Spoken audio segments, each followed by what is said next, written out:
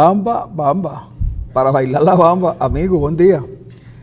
Oye, y casualmente con la bamba recordamos que cuando ya la bamba se hizo una famosa, pues, y fue un éxito, en Venezuela había electricidad. Y usted dirá, es que es recurrente hablar del problema eléctrico en Venezuela. ¿Cómo no va a ser recurrente? Claro que sí. Y lo es por lo siguiente. Porque la electricidad es parte de nuestra vida. Es decir, el modernismo, la manera como Venezuela se fue acercando a la modernidad fue precisamente cuando en los gobiernos democráticos mejoró sensiblemente la electricidad. Y no está de más recordar que la electricidad se utilizó por primera vez en Maracaibo. Y en Maracaibo siempre hubo una empresa eléctrica de alta factura, de primera de verdad. Y los zulianos nos sentíamos orgullosos de la empresa Enelven, que en sus principios, en sus inicios no se llamaba Enelven. Y además era parte de nuestra vida. Además, mucha gente en el interior de Maracaibo, en el interior del Zulia, pedía que Enelven se encargara de toda la parte eléctrica porque en el resto era Cadafe, o una cosa que llamaron ESCA o CAUP. Pero Cadafe las unió todas, pero Cadafe daba un servicio pésimo. Cadafe, hay que decir, era una empresa del Estado. Pero tenía buenos técnicos Cadafe. Y no se comparaba el número de suscriptores a la Enelven porque era Maracaibo, pero sin embargo llegaba a muchos sitios. Y en Venezuela, Cadafe electrificó a Venezuela, porque se llamaba Compañía Anónima de Electrificación. Bueno, ocurre que en estos tiempos, ahora ya nosotros no sabemos si alguna vez tendremos electricidad. El ministro Mota Domínguez, que yo no sé de verdad cuál es la competencia de Mota Domínguez. No, Mota Domínguez de electricidad no sabe nada. Yo no sé cuál es la competencia de Mota Domínguez, ni sé si ese ministerio tiene competencia para alguna cosa. Lo que sí sé es que él dice ayer que en 15 días el problema eléctrico va a estar solucionado, pero resulta que en el mes de diciembre, en los días de fiesta de diciembre, hubo unos apagones bárbaros en el Zulia. Y el gobernador del estado dijo que ese problema ya estaba resuelto y que iban a traer unos autotransformadores, que yo pensé que eran unos autogeneradores, porque transformar es algo que ya está y lo transformas a otra cosa. Y con eso se arreglaba el asunto. Pues no, el asunto no se arregló. El asunto empeoró. Y ahora nosotros vivimos en una gran zozobra. Ayer dijo Arriaza que era un problema de los embalses. ¿Pero cuáles embalses? Primero nos dijeron que eran los embalses, que era el Guri. Ahora es la Vueltosa. Ahora son otros. Es decir, lo que hay es una gran cantidad de incompetentes. De incompetentes porque ni siquiera pueden hablar con la gente. Entonces, la electricidad que se hizo parte de nuestra vida, porque el agua tiene que ver con la electricidad, porque todo lo que es la vida cotidiana, la gente, en los hogares más pequeños hay un televisor, en los más pobres hay un televisor, y cuidado si no un microondas, o una arrocera eléctrica, un sartén eléctrico, que cuando en Maracaibo no había gas, la gente apelaba siempre a tener algo eléctrico para hacer la comida, pero sin electricidad de verdad nos va a costar mucho seguir viviendo como vivíamos antes. Y el gobierno pareciera ser que no se preocupa. Yo vi al gobernador ayer con una cosa en una pizarra diciendo, estamos trabajando por el problema eléctrico. Y yo me pregunto, caramba, en el momento en que él aparece en el Twitter trabajando, yo también estaba trabajando. Y no tenías luz. Y no tenía electricidad. No tenía electricidad. Yo digo, ¿por qué será que donde trabaja el gobernador si hay electricidad, donde trabajo yo no? Y no se han dado cuenta del grave daño que le están haciendo a la industria, al comercio, a los hogares, a todo el mundo, a las familias. Y lo que yo decía ayer, bastante molesto, es que el presidente Nicolás Maduro, es candidato a la presidencia de unas elecciones donde él dice que va a ganar. Pero tendrá que venir al Zulia a buscar votos al presidente Maduro.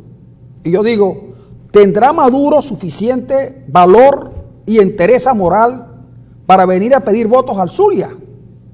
A quien ha sometido a una situación increíblemente terrible con el problema eléctrico. ¿Podrá la gente del Zulia, que es militante del partido, salir a buscar votos en barriadas y en urbanizaciones donde no tienen electricidad, precisamente por irresponsabilidad y por ineptitud de los gobernantes? Es Es una pregunta simplemente que les hago, y no estoy hablando de opositores, estoy hablando del Zulia, sin partido. Los zulianos nos sentimos atropellados, no atendidos por el gobierno regional y mucho menos por el gobierno nacional. Mala suerte para mí y para otros que estas palabras molesten, pero es que no queda otra manera de protestar, porque resulta que nosotros todos los días estamos sufriendo los bajones, que son terribles, los bombillos, los electrodomésticos se queman y no los podemos reponer porque repararlos cuesta un dineral y comprarlos nuevamente mucho más. Pero ¿para qué los vamos a comprar o reparar si se nos van a volver a dañar? Las bombas de succión, las bombas de los hidroneumáticos, los relés, los protectores, todo. Y sin embargo, no hay nadie que salga a decir, mira, nosotros tenemos esta responsabilidad y la vamos a resolver. Jesse Chacón llegó y dijo, en 100 días resolver el problema eléctrico. El hombre estuvo como 3 años en el ministerio y le dieron una embajada. Oye, ¿no le pueden dar algo también a este hombre que dice? A Moto Domínguez. Hay que darle algo a Moto Domínguez. Envíenlo para una zona fría, sí. Porque en Maracaibo comienzan los calores justamente en estos días. Unos calores infernales. Pero Ali Rodríguez dijo que con un ventilador no podíamos resolver. Y digo yo, ¿y con qué electricidad mi enchufado? ¿O será, como me dijo alguien, es que el gobierno quiere acabar con los enchufados? Y por eso, primero acaba con la electricidad. Bueno, chico, el caso es que yo no sé si el venezolano tendrá restos para seguir sacrificándose, de verdad que no. Y si el país aguanta. Yo creo que el país, la pregunta es si el país puede aguantar más la cantidad de sacrificios que hace todos los días para poder vivir en el país. Es decir, no en balde se ha producido, lo más doloroso que se ha producido en el país en estos tiempos es su diáspora, es decir, es la salida masiva de venezolanos buscando un mejor futuro. No sabemos cuál es el número de venezolanos que se han ido al exterior, pero se dice y se analiza que probablemente en caso de ganar las elecciones el régimen, de continuar en el poder, el país va a perder 1/3 de la población. Imagínense lo que eso significa para un país, perder 1/3 de su población y que nos convirtamos en migrantes económicos, de gente que antes tenía un país, porque cuando el chavismo llegó al poder en el 98, aquí había un país, había una infraestructura, ¿verdad? Había un sistema nacional de carretera, había algunos problemas, pero había un país había, instituciones que más o menos funcionaban. Inclusive el Consejo Nacional Electoral le dio el triunfo a Chávez. Había una Corte Suprema que había liquidado a 2 presidentes de la República en los últimos tiempos y una fiscalía que había investigado a Pérez y había investigado a Lucinchi. ¿Sí? Había una asamblea, un Congreso Nacional que funcionaba, había un país con sus estructuras, había corrupción, eso es cierto, pero no en la dimensión que la tenemos hoy en día. En todo caso, había un país. Y ese país hoy en día, 20 años después, es prácticamente un esperpento de país. Aquí había un país que ya no lo hay. Mira, póngase molesto cualquiera, diga, mira, aquí obviamente no se puede decir la palabreja, pero democracia no es. Bueno, no importa la palabra que asigne y que conceptualice esto que estamos viviendo. Pero la pregunta es si los venezolanos podemos seguir sacrificándonos todos los días para poder sobrevivir una situación que realmente es, de verdad, para decirlo menos, es horrible, para decirlo un término más o menos benigno, horrible además. Sin electricidad, sin medicina, sin alimentos, sin empleo, con una pobreza bestial, y que el único camino que le queda a los venezolanos, inclusive, es irse. Pero de aquí algunos no nos vamos a ir. Y por otra parte, chicos, como dice Francisco, hay que recomendarle a Maduro que no venga al sur a buscar votos, que no toque la puerta, porque todos estamos adentro. No nos gusta que nos saquen de esa manera. Sí, no, que efectivamente, si una región ha sido maltratada, y además maltratada y sin que te digan absolutamente nada, porque tú sientes que las instancias de gobierno parece que gobernaran para ellos mismos y que el zuliano poco les importa, ¿de acuerdo?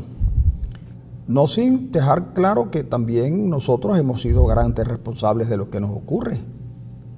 Pero fíjate lo que dijo Chávez hace unos años, bastante tiempo atrás. Chávez afirmó que tendría un blindaje eléctrico y que ningún niño o niña nos dejaría sin luz. Lo dijo Chávez. Palabra de Dios. Hace ya bastante tiempo. Sin embargo, nosotros sufrimos todos los días y lo que nos falta. Y lo que nos falta sufrir. Porque el señor Mota Domínguez dijo que en 15 días arregla el problema. Yo digo, ¿no será que nosotros podemos llevarle una cuenta a Mota Domínguez para saber si es verdad? Porque no se refirió al Zulia.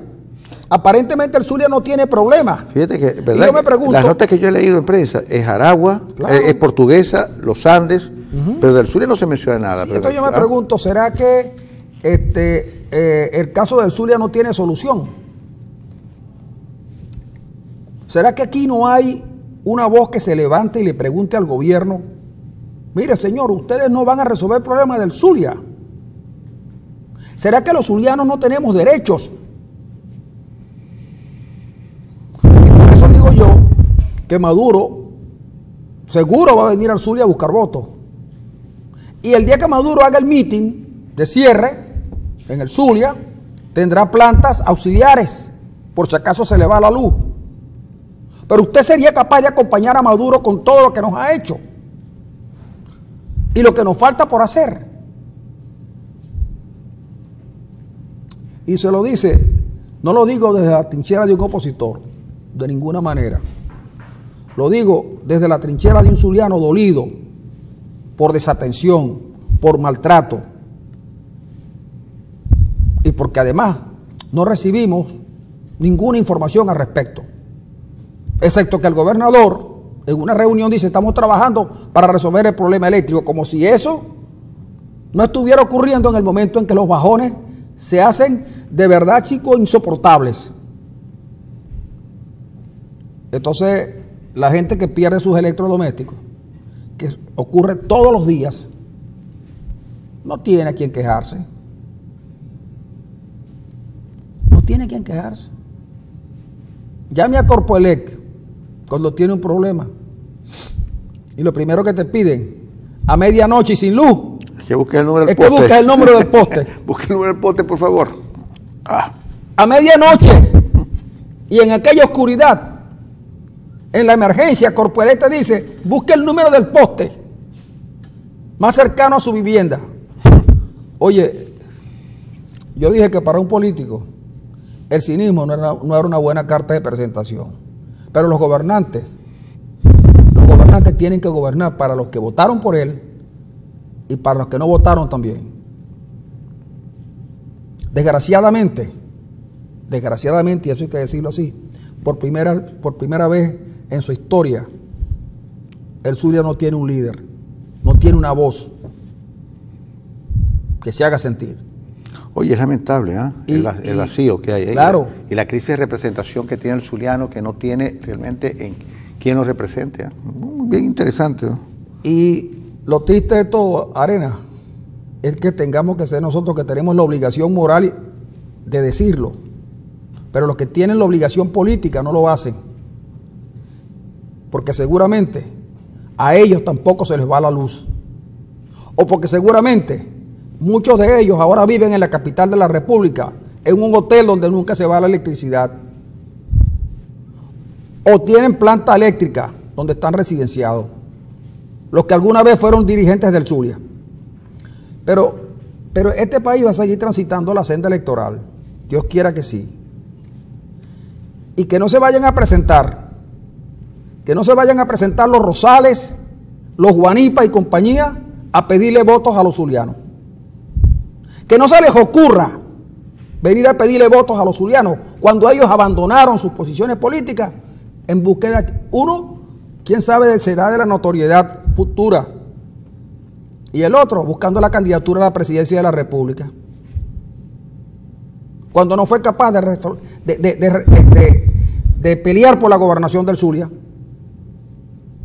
cuando prefirió abdicar ante Capriles para dejar huérfana de opinión al Zulia, cuando vuelvan, si es que vuelven, yo, si estoy aquí y si no estoy aquí también, se lo voy a recordar, porque ellos también son responsables y muy responsables. Mira, Francisco, antes de irnos, mira cómo estamos en el país, que la balanza electoral a favor del gobierno se inclina por tres cosas: arroz, pasta y granos. Imagínense ustedes. Y un poquito de aceite de comer. Imagínense ustedes cómo estamos. No, y es verdad, pero es que efectivamente, ¿qué es lo que va a terminar pasando? Una buena parte de los venezolanos huyen del país.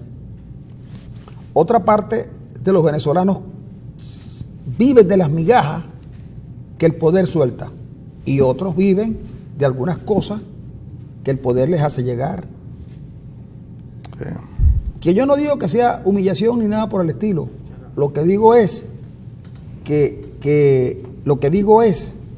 el venezolano poco a poco está viendo cómo su país se desintegra. Yo no sé si el próximo gobierno, porque ni este gobierno, ni un gobierno del chavismo, ni un gobierno de la oposición, le va a ser fácil seguir gerenciando el país, porque acabaron con las instituciones. ¿Ustedes creen que la policía sirve para algo? ¿Ustedes creen que la Guardia Nacional sirve para algo que no sea la represión indiscriminada? Los bomberos. ¿Usted cree que los bomberos pueden apagar un incendio de altas proporciones? Ahí está ardiendo el Parque Nacional Henry Pittier y creo que también el Ávila. ¿Habrá condiciones? ¿Habrá condiciones para recuperar a los bomberos, los hospitales? Hoy aparece el hospital universitario en una noticia de La Verdad, que los niños con cáncer tienen inconvenientes. Y lo hemos venido diciendo. ¿Y quién se preocupa por la salud o por la educación? ¿Alguien tiene un estudio acerca de cuántos niños han abandonado la escuela? ¿En qué condiciones están los liceos de estudiantes y profesores? Y para no ir muy lejos, una universidad centenaria como la Universidad del Zulia vive sus horas más menguadas. Y pareciera ser que a nadie le preocupa eso. Y recuperar esos espacios para la buena vida no va a ser fácil. Hoy es necesario unirse en torno a la defensa del Zulia. Hoy es necesario que todos aquellos que crecimos y que nacieron en el Zulia se unan para rescatar este estado. Lo que nos está pasando nunca nos ocurrió. Nunca. Y si bien es cierto que bastante de la responsabilidad cae sobre eso que llaman pueblo, no menos responsabilidad es la de los dirigentes, que como yo decía hace unos instantes, son dirigentes que alguien les puso ese remoquete, pero no son capaces de dirigir a nadie, ni son capaces de interpretar los problemas de la población. Están interesados en las condiciones electorales, pero en los problemas de la gente, no. Esos problemas no. Y no digo que las condiciones electorales no sean importantes, lo son. Pero ¿para qué condiciones electorales si la gente a lo mejor no puede trasladarse a votar porque no tiene que comer o porque no ha comido? Ahí tenemos una noticia de Semana Santa para Semana Santa. 1 kilo de sardina cuesta 100.000 bolívares y uno de atún 1.195.000 bolívares. Pero si es que hace unas semanas atrás el kilo de filetes de curvina estaba costando 1,5 millones. Increíble. Y el kilo de la proletaria lisa, no en su versión lebranche, sino en lisa, estaba costando 1.200.000, Arena. Y la gente te dice, ahora ya no dicen al despedirse o cuando van a liquidar algo, chao pescado. ¿Cómo? Chao pescado. Chao pescado quedó para que se despidan los que todavía pueden ser considerados ricos, que son cada vez más pocos, y la franja de la clase media se reduce cada día más. Pero no hacia arriba, ¿no? Hacia abajo. Te voy a dar una noticia que parece banal, ¿no? Se van a efectuar los Juegos Centroamericanos y del Caribe en boxeo. Venezuela ha asistido a esos Juegos durante 70 años. Esta vez no fue. La primera vez que no va a unos Juegos Centroamericanos de boxeo, porque los boxeadores no pudieron conseguir el pasaje aéreo. Y eso te da una idea de la profunda crisis económica, la profunda crisis que hay en el país. Es decir, un evento sobre el cual Venezuela, inclusive Venezuela es el segundo país en medallas en los centroamericanos de boxeo. 101 contra 139 de Cuba. Y sin embargo, esta vez no pudo ir porque los boxeadores o la Federación Venezolana de Boxeo no consiguió los pasajes para los aspirantes a ir a la contienda. Miren usted una cosa como esa, y así por el estilo. Pero Arriaza dice que Maduro llueve todo relampaguee a la cumbre de las Américas, a pesar de que ya Perú le ha retirado su invitación. Pero él dice que muchos países lo apoyan,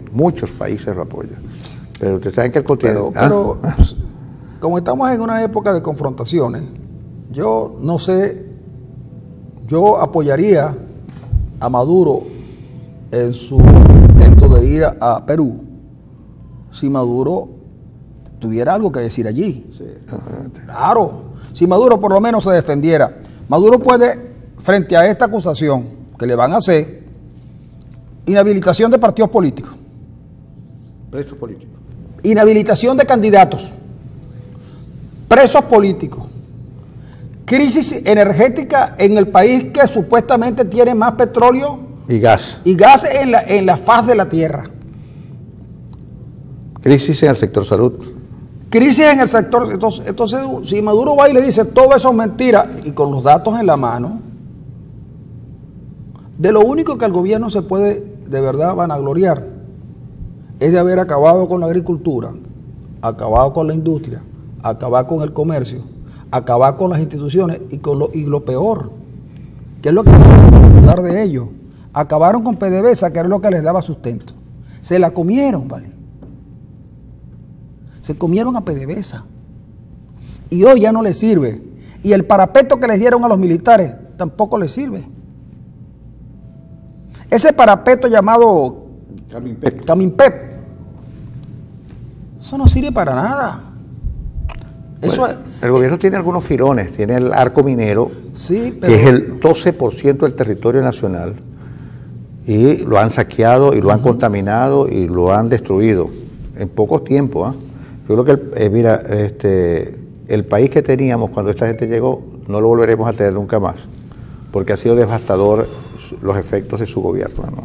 Entonces, no se trata de ninguna manera de hacer oposición.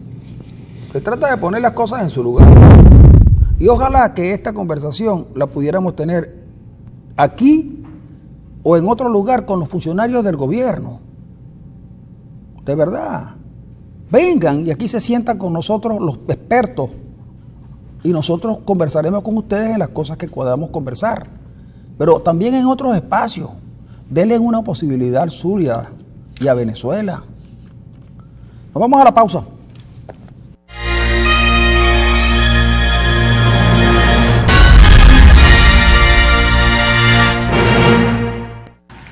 Amigos,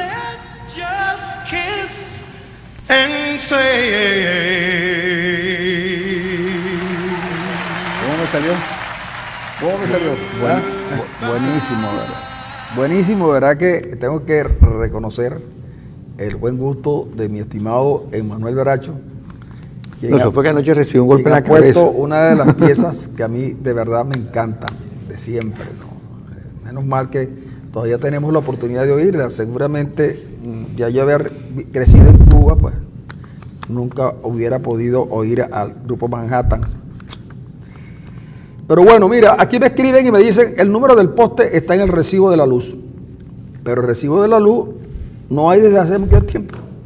Es verdad, el recibo de la electricidad no llega y tampoco la de hidrolago. Yo no sé, ¿verdad? Que un día se robaron el medidor del agua en la casa donde yo vivo. Y entonces yo fui a poner la denuncia en Hidrolago. Pero una denuncia porque si se han robado el medidor y llega el agua, pues eso se hubiera inundado. Pero como el agua tenía como 3 meses que no llegaba, yo de todas maneras fui a poner la denuncia. Entonces me dice, mire, señor Rojas, le tenemos que hacer una reconexión. Ah, bueno, ¿cómo no? Pero le anticipamos que la reconexión hay que pagarla por adelantado. En ese momento eran como 1.800 bolívares, algo así. Ah, no hay inconveniente. Pero además le vamos a decir lo siguiente, el ladrón lo pone usted. Y le digo, pero ¿cómo que voy a poner yo el ladrón si yo no sé quién se robó eso? No. Es que el aparato que se utiliza ahora, como no tenemos medidores, es una cosa que llaman ladrón, que la gente lo usaba para robarse el agua cuando se llevaban el medidor. Entonces le digo yo, ¿y como cuánto cuesta el ladrón? Porque así ya le empezamos a decir al ladrón. Entonces me dice, no, eso cuesta como 350 bolívares. Ah, bueno, perfecto. Entonces yo me voy y cuando yo tenga el ladrón les aviso. No, nosotros llevamos al ladrón. Entonces le dije, no, pero es que si usted no me vas a poner medidor y me vas a reconectar para agua que no me va a llegar, y yo además tengo que llevar el ladrón, yo prefiero comprar el ladrón y colocarlo. ¿De acuerdo? Bueno, eso es asunto suyo. Bueno, desde esa época... ¿Tú tienes un ladrón en tu casa? En mi casa yo no sé si hay ladrón. Porque como el agua llega con mucha irregularidad, yo no sé qué es lo que hay ahora. Porque Hidrolago nunca más volvió a pasar. Ahora, eso sí hay que pagar el agua, porque el agua hay que pagarla. Y los servicios hay que pagarlo. Y yo estoy convencido que en este momento el gobierno no se atrevería a aumentar los servicios públicos, el precio de los servicios públicos. Pero eso es una necesidad. Mire, una de las cosas malas que hizo el gobierno fue no cobrar por el servicio público. Yo te contaba ayer cuando nos íbamos que para que el metro de Caracas compre $1, tiene que vender 10 millones de boletos. Chico, ¿cómo van a hacer eso? Un transporte con insumos dolarizados. Sí, pero ¿Cómo?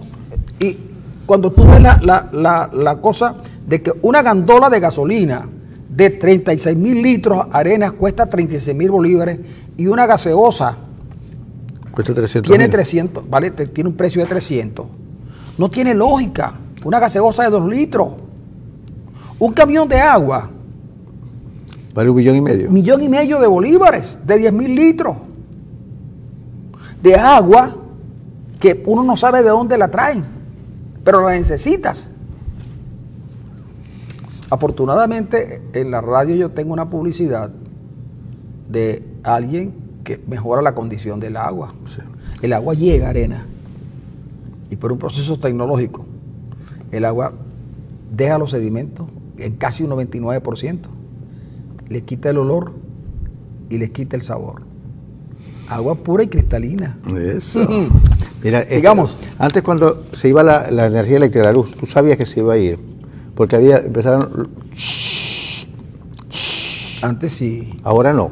Ahora se nos va de pronto porque hay un cronograma ya hay un cronograma. El lunes es toda la noche.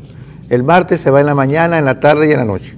El miércoles se va en la noche, en la mañana y en la tarde. Es decir, uno no sabe cuándo Carrizo se le va la luz porque no hay una información precisa del corte.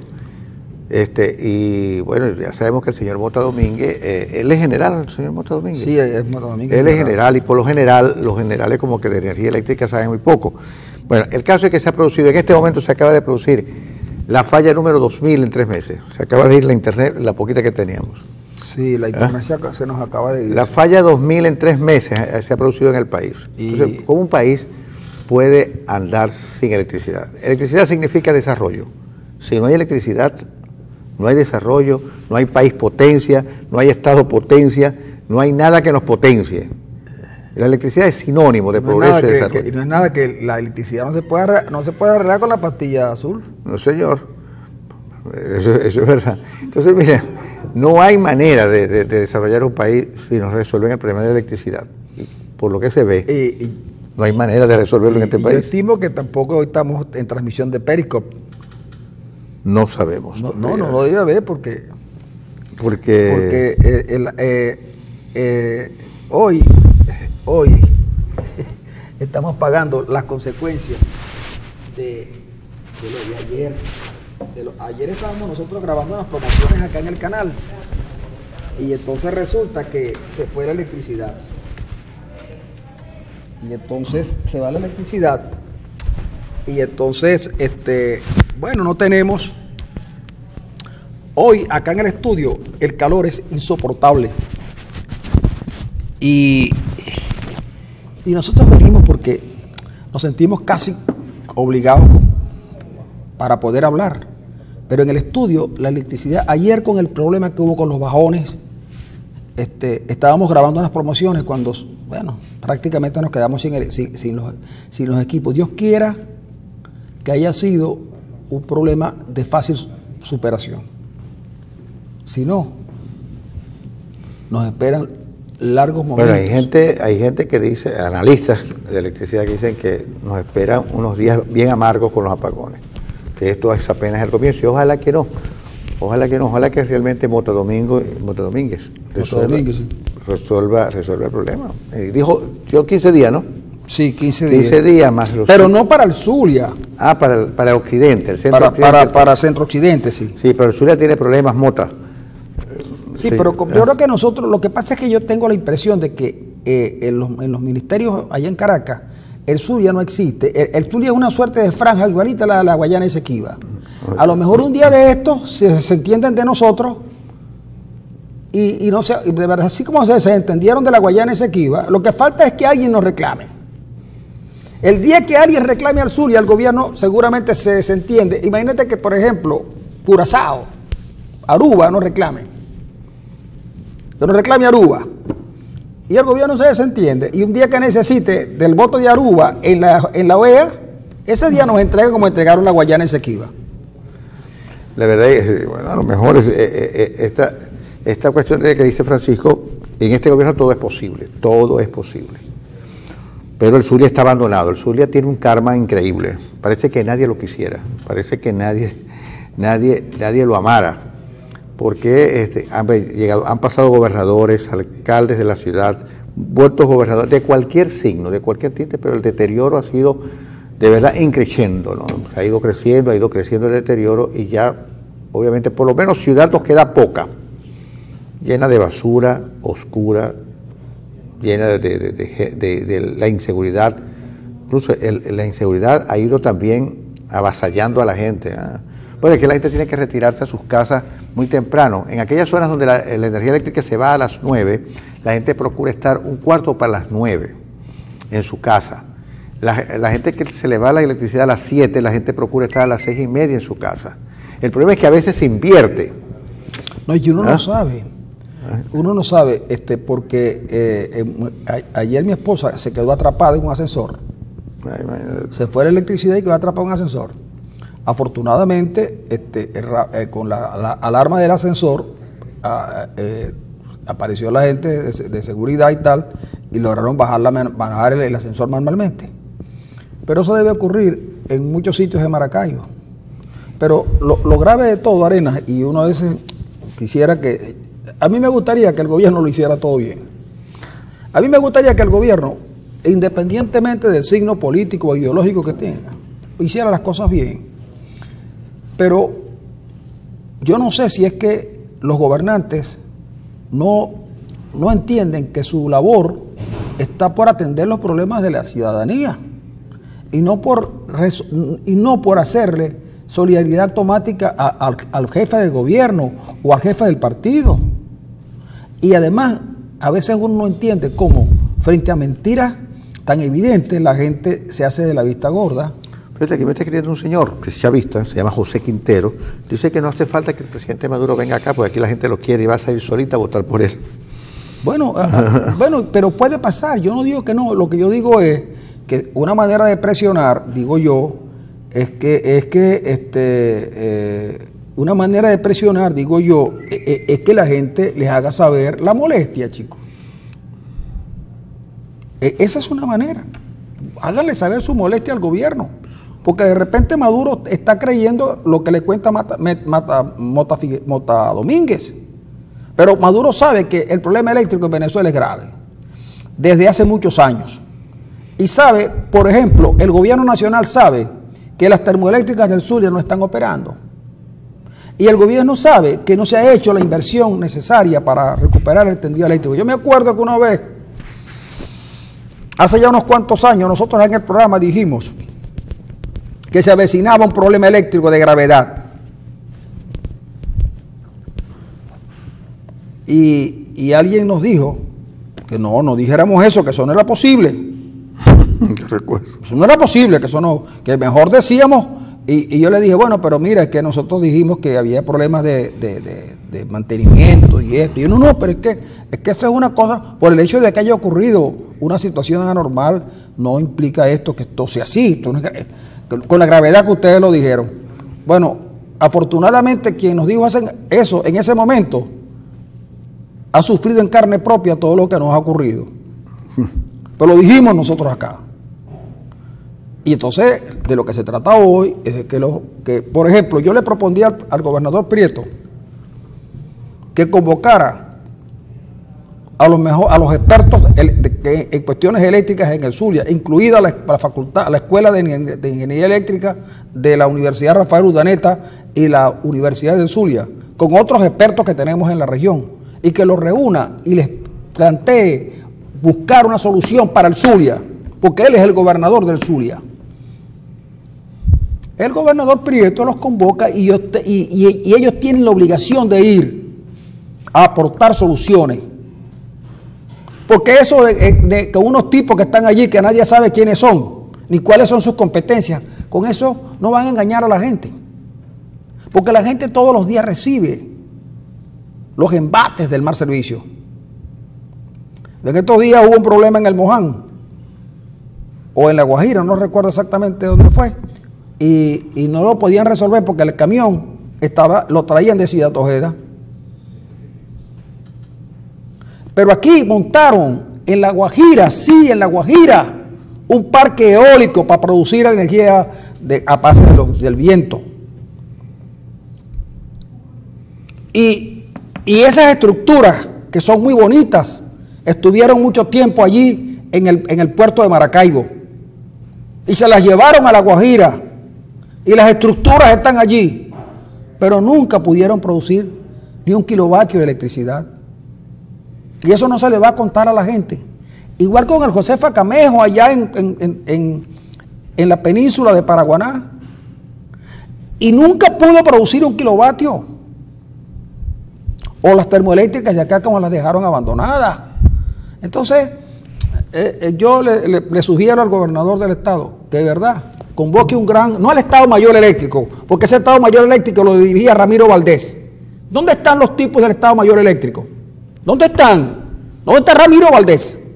El cubano que vino sin saber nada de electricidad a dirigir, a explicarnos cómo era el problema eléctrico en Venezuela. Convoque a las autoridades, a los profesores de la Universidad del Zulia en eléctrica y en la Universidad Rafael Urdaneta en eléctrica y a otros expertos. Y reúna a los gobernadores y óigalos. Y saca de ahí una propuesta.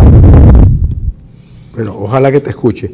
Nos escribe el padre Ovidio para decirnos que, mira, hay problemas con los aires acondicionados de la iglesia o de la parroquia. Dice que se requieren 18 protectores que cuestan 141.300.000 bolívares, que se han dañado han reventado los protectores por los continuos bajones, ¿no? Así que es verdad que el problema eléctrico es un desastre. No es que, y miren, le hemos dedicado bastante a este problema hoy, ayer y la semana pasada también, porque de verdad es que es insoportable. Cuando uno lo dice y lo dice constantemente, la gente pensará que nosotros somos opositores per se. No somos opositores per se. Como dice Francisco, estamos diciendo la evidencia más grande que tenemos en el Zulia y en Venezuela, que nos golpea todos los días en la cara, es la crisis eléctrica. Una crisis que comienza no porque los embalses están vacíos, no porque comienza desde el mismo momento en que este gobierno, es decir, porque mire, los sueños socialistas son malos sueños, ¿eh?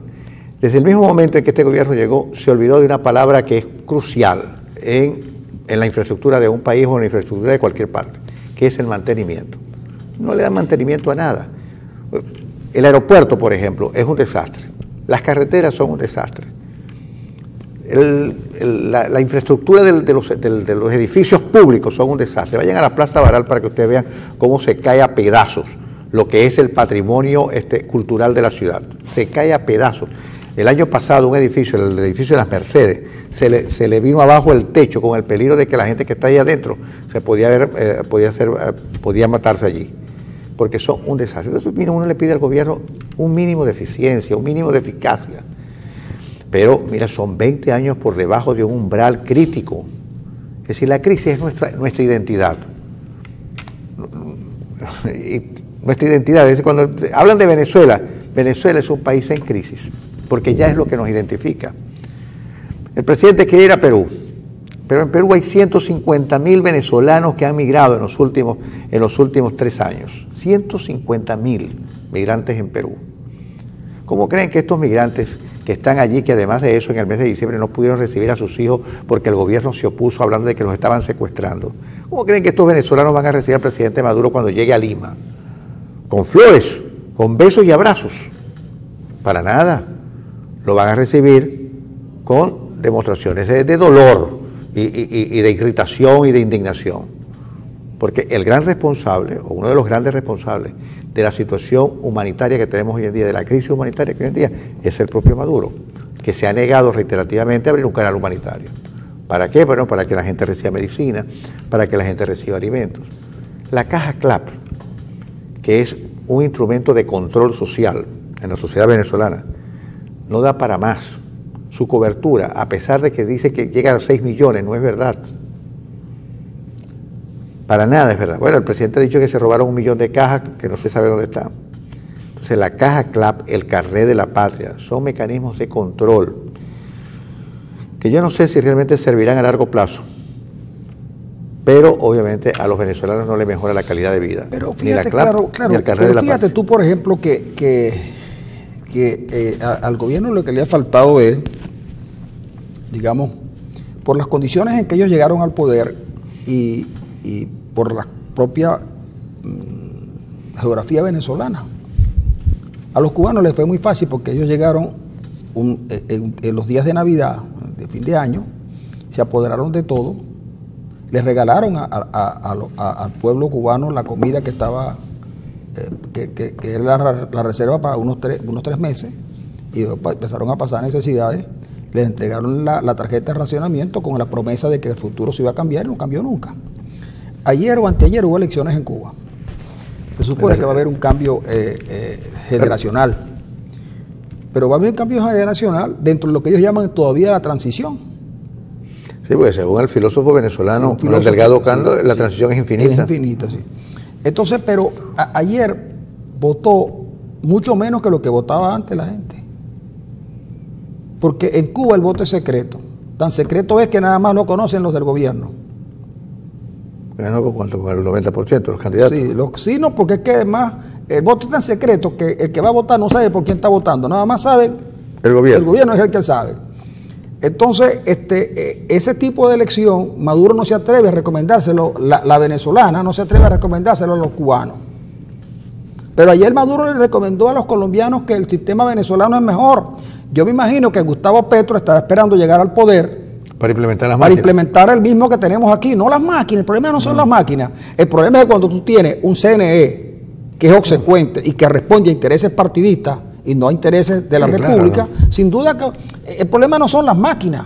El problema es que los operadores políticos del CNE son militantes de partidos que el día que caminaban del Parlamento donde estaban juramentando al edificio de la Torre Simón Bolívar de Caracas, rompían el carnet.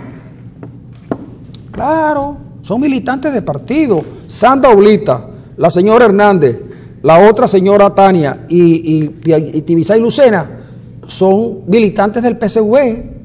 Militantes. Como lo era Jorge Rodríguez. Como lo era Rodríguez, como lo han sido casi todos, incluido Carrasquero. Entonces, con un sistema electoral así no es confiable. Y aún así, cuando la gente sale a votar, molesta, le ganan las elecciones o les ganó las elecciones. Le ganó las elecciones, le ganó. Quizás nunca más eso vuelva a ocurrir, pero no le recomienda eso a los colombianos, que siendo una elección de parlamento, y además donde había una consulta para escoger candidatos presidenciales, en 4 o 5 horas teníamos todos los resultados. Señor. ¡Todos! Pero además de eso, los colombianos, viéndose en el espejo de Venezuela, le dijeron no al populismo y no al socialismo del siglo XXI. Y votaron por lo que este gobierno le gusta llamar la derecha. Votaron por la derecha los colombianos. Fíjate qué curioso. Votaron por Uribe, probablemente el personaje colombiano más odiado por el régimen venezolano. Optaron por no transitar el camino de Venezuela, que es mucho, como han optado los peruanos, como han optado los chilenos, como han optado los brasileños. Somos un ejemplo para el mundo, un ejemplo para no seguirlo.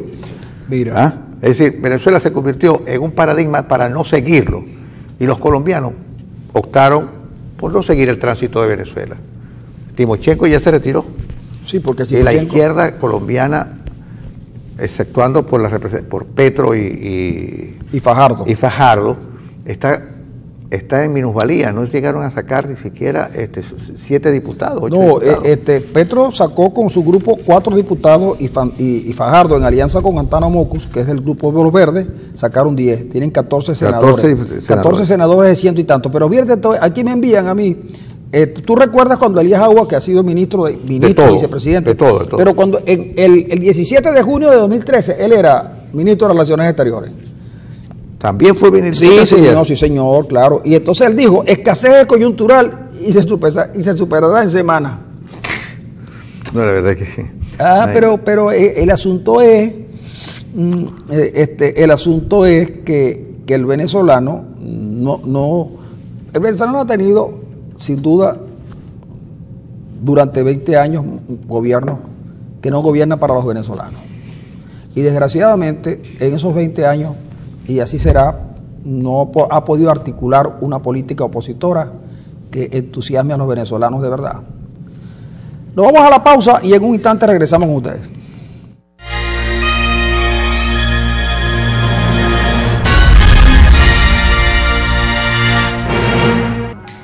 Amigos, diciéndole a Arenas que si él quiere desayunar sabroso, hay que ir a María María. Tiene que ir a un lugar donde le vendan un excelente desayuno. Pero mira lo que pasó ayer. Estuvieron los Astros de Houston, campeones mundiales del béisbol, en la Casa Blanca. Y entre esos visitantes estaba nada más y nada menos que el extraordinario pelotero venezolano José Altuve. Y entonces Trump le estrechó la mano a José Altuve, de que me habían dicho que estaba como un poco molesto. Algunos jugadores de béisbol de los Astros se excusaron por problemas de carácter familiar. Otros equipos, también campeones, se abstuvieron de ir a la Casa Blanca manifestando razones de índole política, porque da la impresión de que Trump no es muy popular en el mundo del deporte norteamericano. Pero mira lo que le dijo a Altuve. Le dijo, ¿y quién se podría olvidar del impresionante José Altuve? Es mucho más alto de lo que yo pensaba. ¿Viste Trump Altuve? Sí, felicitaciones, José. Lo que has hecho es increíble. Y es verdad que lo que ese tipo hace. Ahora, Altuve le va a cambiar la percepción que tenían los tipos. Fíjate cómo los gringos llegaron a la conclusión de que tenían que ser tipos de 1,85 mínimo y con fuerza y no sé qué cosa pase. Y entonces resulta que Altuve y otros más que vienen por allí y otros que fueron desechados por la estatura, por estatura, sí. Comienzan a hacer historia, y Altuve le batea la recta a 100 y pico a los tipos y les batea grandes. Y les batea jonrones. Y yo me acuerdo que hace poco tiempo asistió a Detroit un grupo de pequeñas ligas y le tocaba a los Astros jugar en Detroit. Y los Tigres habían invitado a un equipo de pequeñas ligas, y el muchacho que jugaba la primera base del equipo infantil era más alto que Altuve. Pero ¿cómo batea? Sí. A mí No, me tiene las fotos que comparan a Hugh con Altuve son increíbles porque Altuve le llega como por la cintura. Pero bueno, hay muchos mensajes, a pesar de que en algunas zonas de Maracaibo parece que ya no hay electricidad. Pero bueno, pues tenemos muchos mensajes y vamos a leer algunos. Estamos sufriendo un proceso de reeducación a la cubana. No nos dejan dormir, no comemos bien, no vestimos bien, no vivimos bien. Los Castros encontraron un desastre y lo administraron. La diferencia es que en Venezuela no lo había y tenían que crearlo para administrarlo. Y por supuesto, este socialismo es a la cubana, dice Jorge Herrera. Y déjame leerte esto. Millones eligieron a Chávez solo por venganza contra el que a punta de esfuerzo, estudio y trabajo vivía mejor. Hoy se revierte su acción. Esto lo escribe Susarini. Bueno, el problema es que durante mucho tiempo nosotros pensábamos que este era un país profundamente igualitario, que habíamos resuelto esos problemas, que el petróleo inclusive lo había resuelto. Ustedes miran hacia el cono sur y ustedes se dan cuenta, por ejemplo, que los chilenos prácticamente pusieron contra el Pacífico a sus indígenas, igualmente en Argentina. Es decir, la cuestión indígena en esos países fue resuelta a punta de fuego y sangre. La cuestión nacional en esos países. En Venezuela se resolvió por la vía del petróleo y aquí no hubo realmente un hecho sangriento de la transición de un país rural a un país urbano. No lo hubo. Es decir, esto es un país que prácticamente se vivió, el petróleo resolvió muchos de sus problemas que podían ser asumidos como cuestiones nacionales del país. Eso prácticamente lo resolvimos sin grandes traumas. El trauma vino ahora, pero resulta que, mira, habían resentidos y había un resentimiento del venezolano que Chávez logró realmente impulsarlo, avivarlo, y salió el resentimiento que siempre habíamos tenido. Entonces ustedes ven un país donde un sector no le da ni agua ni pan al otro, un país que se dividió, que se fracturó definitivamente, porque se le incitó al odio, se nos instaló en el escenario del odio, y en ese escenario estamos. Recuperar el país que teníamos, el país amable, el país caballeresco, el país prácticamente bucólico que teníamos va a ser muy difícil. Va a ser muy difícil porque lo que se instaló en la sociedad civil venezolana es un esquema de violencia y de odio. Habrá que recuperar habrá que recuperar las redes de sociabilidad que perdimos en estos 20 años. Mire, y es una cosa que hay que analizarlo. Probablemente el gran daño que el chavismo le ha hecho al país no es tanto que haya destruido PDVSA, no es tanto que haya destruido la economía, no es tanto que haya destruido las instituciones, destruyó el carácter nacional del venezolano. Ese es el más grave daño que se ha hecho a este país. Y es lamentable, porque recuperarlo va a ser muy difícil. Esta generación no lo recupera. Nosotros somos prácticamente, Francisco, yo, Mario, somos el resultado de una generación que fracasó frente a nuestro mayor reto. Fracasó, ciertamente. Mira, los Eduardo Fernández, los Osvaldo Álvarez Paz, esa generación, la generación del MAS en la que nosotros nos inscribimos, fracasó frente a esa tormenta que se llamó el chavismo y que terminó por aniquilar y destruir los cimientos de lo que era una democracia más o menos sólida en el continente. Y en esa estamos, ¿no? Mira, pero déjame contarte esto. Mira, Diosdado Cabello ayer anunció que va a iniciarse la jornada para recolectar aportes económicos de la militancia para financiar la próxima campaña electoral.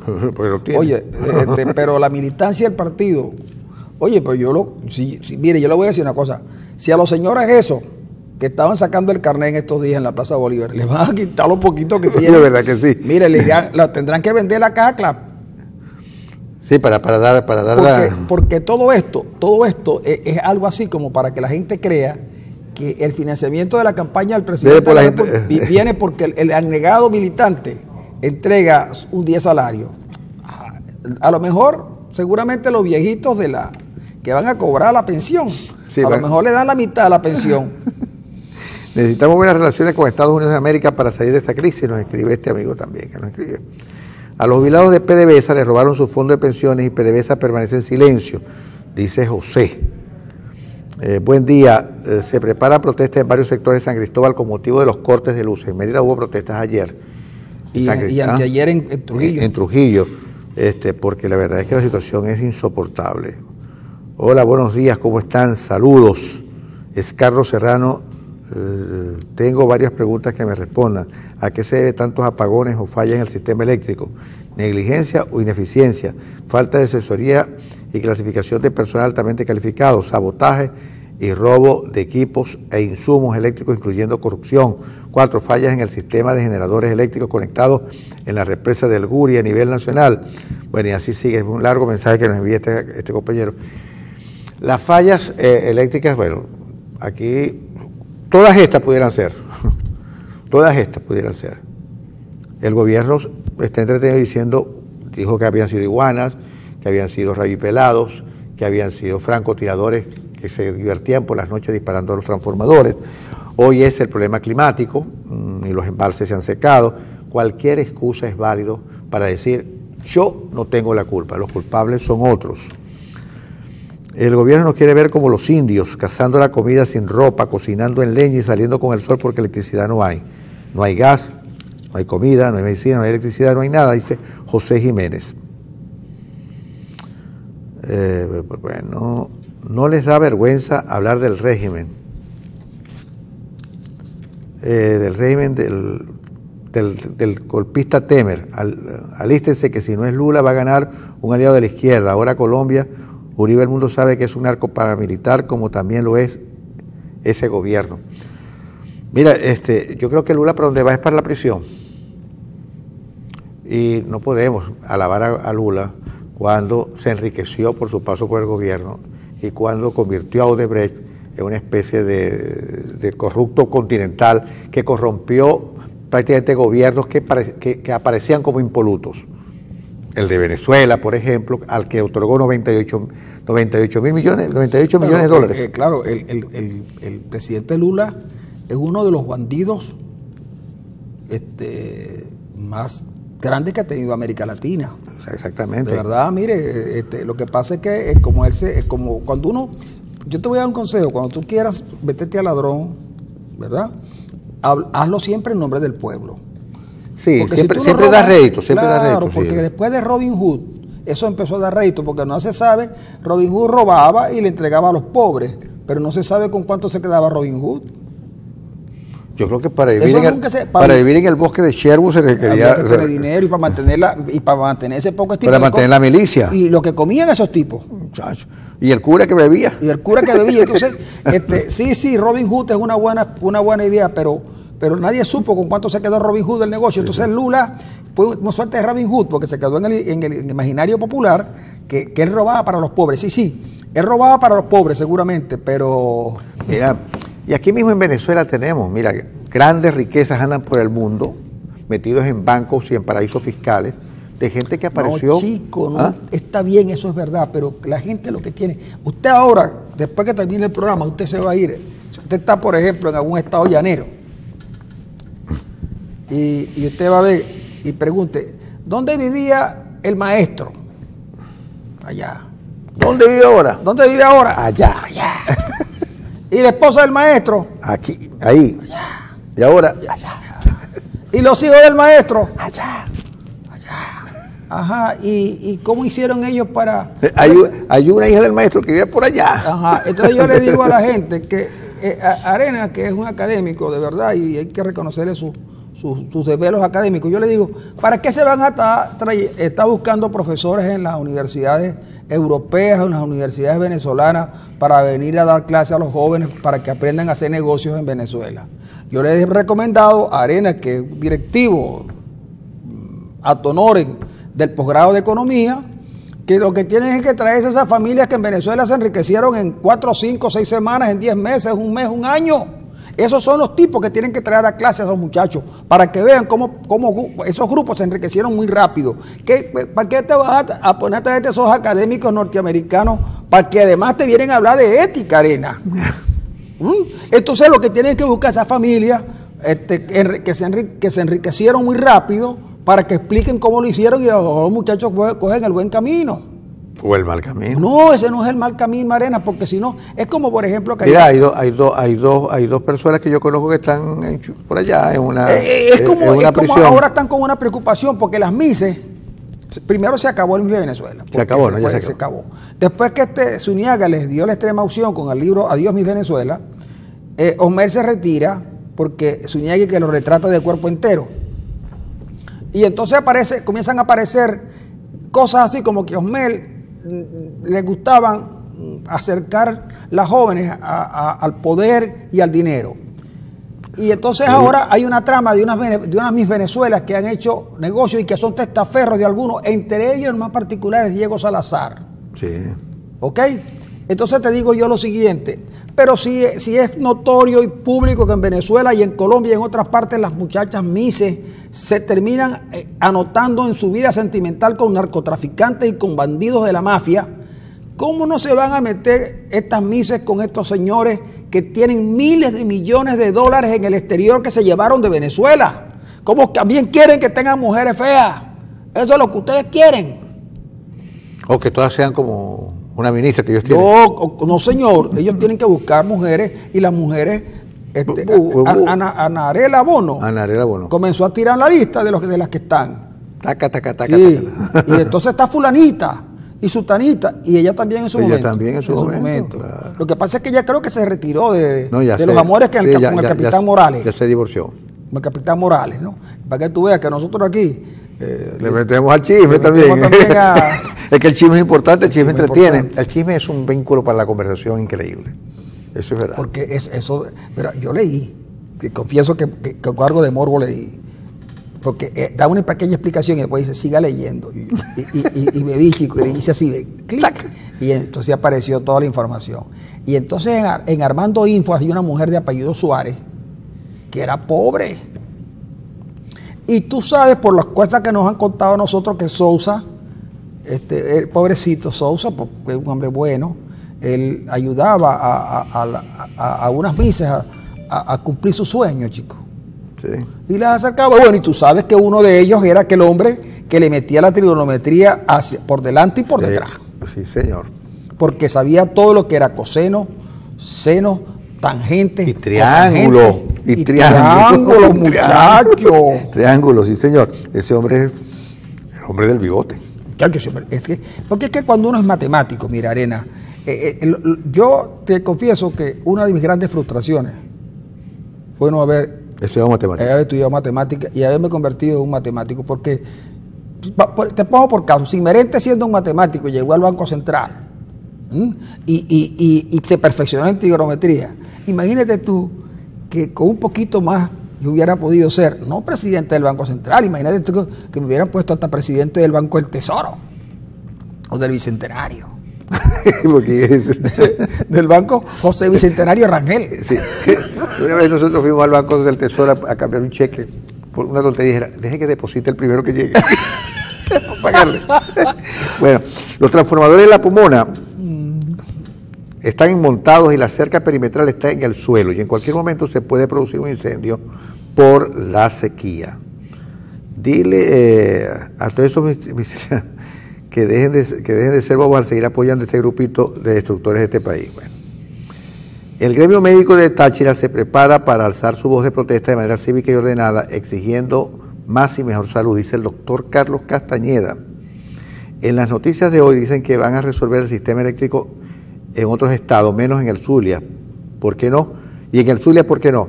Bueno, porque creo que ellos todavía no saben que en el Zulia se va la luz todos los días, hasta 6 horas, no saben, no se han enterado. Yo creo que ahí es necesario que el gobernador le comunique a Mota Domínguez que el Zulia también es un estado con grandes problemas eléctricos. Yo creo que es un problema de comunicación, que Mota Domínguez no debe saberlo porque el señor Omar Prieto no le ha dicho, ¿no? Así que ayer nos tocaron 2 raciones de patria, 2 horas al mediodía y 3 horas en la noche, en el sector Corito, Cabimas, dice Gerardo Acurero. El señor gobernador dice que bloquea en Twitter a sus ciudadanos, no sé, este señor. El nuevo alcalde de Cabimas se parece a Cristo. Sabemos que existe, pero no lo conocemos. No ha hecho absolutamente nada por esta región. El saliente se dedicó a llenarse los bolsillos y no sabemos qué pasará. Que los camioneros están bravos. Buen día, Arenas. ¿Hasta cuándo vamos a pagar sobreprecio y nadie hace nada? Aquí dice, a mi mamá tiene un año que no le descuentan el servicio de electricidad. ¿Y cómo pueden haber soluciones si el pago es mínimo? Yo vivo en una villa cerca del Rosmini y a ninguna villa le cobran electricidad, a ninguna. Eso también es cierto, los recibos no le llegan a la gente. La gente tiene que ir a pagar. No, chicos, no le llegan los recibos. Sí. Pero ocurre lo siguiente, Arenas, que cuando haya que recomponer las cosas en este país, lo primero que hay que hacer es parar esta hiperinflación que tenemos, estimular la producción nacional y buscar la manera de mejorar los salarios. Y luego que tú vayas mejorando los salarios, hay que ir incrementando el precio de los servicios públicos, porque el servicio público, si tú no lo pagas, eso que yo te dije, 10 millones de boletos sí, para conseguir $1. Tiene que vender el metro. Una cuestión como el metro que necesita dólares para poder funcionar, porque sus insumos son fundamentalmente dolarizados. Entonces, es para que usted vea, amigo, que estos gobiernos que hemos tenido en estos últimos 20 años no saben gobernar. Cualquiera de los que gobernaba antes y que a la gente no le gustaba, sin duda, lo hubieran hecho mejor. Mira, Dios les bendice. Hoy quiero comentarles algo que está por suceder en nuestro país. Es un largo mensaje, voy a leer nada más el primer párrafo porque no tenemos tiempo.